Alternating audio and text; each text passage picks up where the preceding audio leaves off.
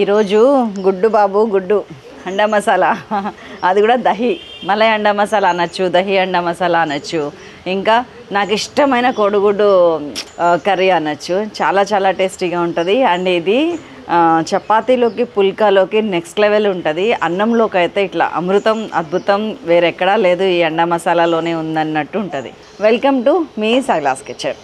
ఈరోజు నేను చేస్తున్న దానిలో రెసిపీస్కి ఇంగ్రీడియంట్స్ ఒక్కసారి చూద్దాం. ఉల్లిగడ్డ, పచ్చిమిర్చి, అల్లం, వెల్లుల్లి, జీడిపప్పు, ఉప్పు, షాజీరా, గరం మసాలా, మిరియాల పొడి, యాలుక, లవంగ, కసూరి మేతి, కొత్తిమీర, బటర్, కోడిగుడ్లు, పెరుగు, ఆయిల్.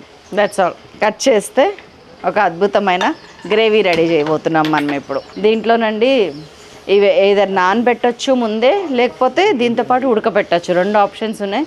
రెండోది చేద్దాం ఇప్పుడు మనం. కొంచెం ఆయిల్ తీసుకుంటున్నాను, ఒక 2 టేబుల్ స్పూన్స్. సో ఆయిల్ కాగింది. ఉల్లిపాయలు మీడియం సైజ్ ఆనియన్స్ 2 వేయండి. మీకు గ్రేవీ ఎక్కువ కావాలనుకుంటే 3 కూడా వేయచ్చు. ఇది వేగాల్సిన అవసరం అస్సలు లేదు, జస్ట్ ట్రాన్స్పరెంట్ అవ్వాలంతే. అందుకనే నేను మొత్తం అన్నీ వేసేస్తున్నాను. వెల్లుల్లి ఒక 15 రెబ్బలు, అల్లము 2 ఇంచులు ముక్కలు, జీడిపప్పు పలుకులు అయితేనేమో ఒక 3 టేబుల్ స్పూన్స్, పెద్ద పెద్దవి అయితేనేమో ఒక 25-30 వేయండి. పచ్చిమిరపకాయలు ఒక 5-6, మీరు కారం తిన్నంత. జస్ట్ అన్నిటికీ లైట్ ఫ్రై, కలర్ అస్సలు రావద్దు. ఇది మలై అండ, మలైలాగా తెల్లగా ఉండాలి, వెన్నపూసలాగా. చాలామందికి డౌట్ ఏమొస్తుందంటే ఇందులో పచ్చి కొబ్బరి వేయచ్చా? పచ్చి కొబ్బరి వేయొద్దండి. మీ దగ్గర అవైలబుల్ ఉంటే కొబ్బరి పాలు పోయచ్చు, కానీ ఆప్షనల్, మస్ట్ కాదు అది.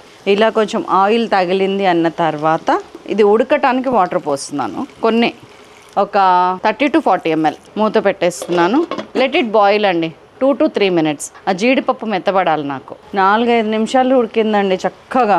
ఇదిగోండి, దీనిలోకి షిఫ్ట్ చేసేస్తున్నాం. మనం దీన్ని మిక్సీలో వేసి దీన్ని మనం పేస్ట్ చేసుకుందాం. ఇప్పుడు నేను కొంచెం ఘీ వేసుకుంటున్నా.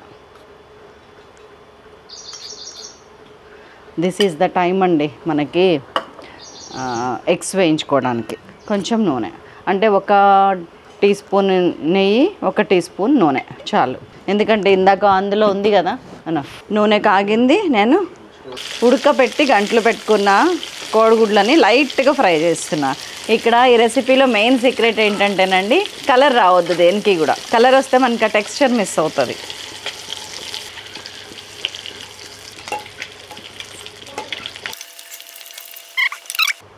కొద్దిగా షాజీరా పోపులోకి. ఇదిగోండి మనం వేసుకొచ్చిన పేస్ట్, ఉల్లిపాయ, పచ్చిమిరపకాయ, ఎవ్రీథింగ్, జీడిపప్పు, అల్లం, వెల్లుల్లి. దాదాపు 5-6 నిమిషాల నుంచి ఉడుకుతుందండి. ఇదిగోండి ఆయిల్ బయటకు వస్తుంది చూసారా? ఈ పర్టిక్యులర్ సిచ్యువేషనే మనకు కావాలి. సో దీంట్లో ఇప్పుడు నేను పసుపు ఎక్కడ వేయట్లేం చూసారా? అవసరం లేదు. సరిపడా ఉప్పు వేసేస్తున్నాను, 1.5 టీ స్పూన్. ఒక్క 1/2 టీ స్పూన్ గరం మసాలా అండి. ఈ గరం మసాలాలో ఏముంది సాయిలక్క, దీంట్లో ధనియాలు, జీలకర్ర, లవంగ, యాలుక, చెక్క, జాపత్రి ఎవ్రీథింగ్ ఉన్నాయి. మన సైలాస్ కిచెన్ గరం మసాలా ఇది. దీంట్లో ఏంటంటే A to Z ఉంటాయండి. మీ ఇంట్లో మీరు తయారు చేసుకునే గరం మసాలా అయినా 100% బాగుంటుంది. అది ఒక 1/2 to 3/4 teaspoon. Very little masala ఉండాలని గుర్తుపెట్టుకొని వేసుకోండి, సరిపోతుంది. మిరియాల పొడి మాత్రం ఒక 1 టీ స్పూన్ వేద్దాం, ఎందుకంటే ఇందులో రెడ్ చిల్లీ పౌడర్ లేదు, అందుకని పెప్పర్ వేసుకుంటున్నాం 1 టీ స్పూన్. అన్నీ కలిపేస్తున్నాను. అండ్ దెన్ అన్నీ వేసి కలిపిన తర్వాత, ఇది మీగడతో నిండిన పెరుగు అండి. ఇది మీగడ ఫుల్ క్రీమ్ ఉంటుంది చూసారా, ఆ పెరుగు. అందుకే దీనికి మలై అండా అని పెట్టాలా, దహి అండా పెట్టాలా పేరు అని నేను అంత ఆలోచించిన. మొత్తం ఇది approximately 150 grams of malai with curd. ఇది కూడా వేసేసిన, కొంచెం హైలో పెడుతున్నా. అండ్ గుడ్లు, ఉడకబెట్టిన గుడ్లు, ఉడకబెట్టి కట్ చేసి వేయించిన గుడ్లు. ఇప్పుడు ఒక్కసారి ఉప్పు చెక్ చేద్దామండి. దీన్ని ఇంకా ఇట్లా కొంచెం సేపు ఉడకనిద్దాం. నాకు సగం టేస్ట్ వచ్చేసింది. చాలా బాగుంది. చలో ఇప్పుడు ఇది మూత పెట్టేస్తున్నా, కొంచెం మీడియం ఫ్లేమ్లో పెడుతున్నా. దీన్ని ఒక 5 నిమిషాలు ఉడకనిస్తాను. సో ఇది చక్కగా ఉడుకుతుందండి, మరీ చిక్కగా అవ్వకూడదు, ఎందుకంటే మనం దింపాక కూడా కొంచెం చిక్కబడుతుంది. సో నేను ఇది కొంచెం పక్కకు పెట్టి పోపేస్తాను. ఒక గిన్నె,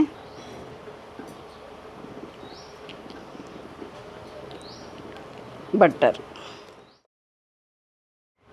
ఇదిగోండి ఒక 7-8 లవంగాలు వేసేసాను పోపులో, ఒక 3 యాలకులు. బట్టర్తోనే చాలా టేస్ట్ వస్తుందండి. అండ్ కసూరి మేతి బస్ ఒక 1 టీ స్పూన్. అయిపోయిందో మన కర్రీ.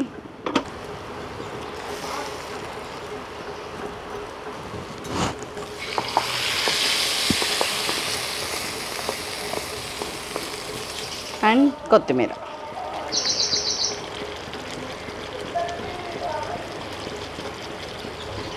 తాలింపు వేసినాక మనం అసలు ఉంచాల్సిన అవసరం లేదు, కట్టేసిన వెంటనే మూత పెడుతున్నాం.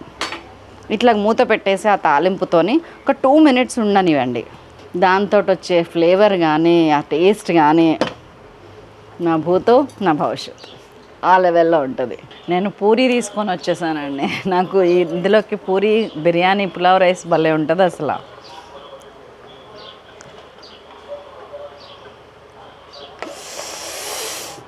చాలా చాలా టెంప్టింగ్గా ఉంది.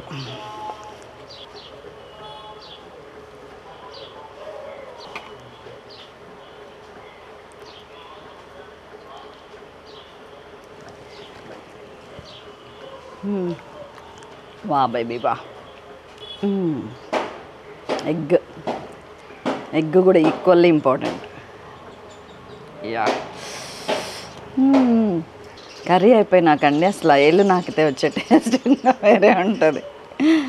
Ready steady. భలే ఉందండి టేస్ట్. ఇంకేంటండి ఆలస్యం, చేసేయండి, తినేయండి. ఎంత తిన్నా పోతూనే ఉందండి, అంత టేస్టీగా ఉంది ఈ కర్రీ. ఎంతలో చేస్తారు చెప్పండి, చేయండి. మీ కామెంట్స్ కోసం నేను ఎదురు చూస్తుంటాను. అంతవరకు సెలవు, నమస్తే.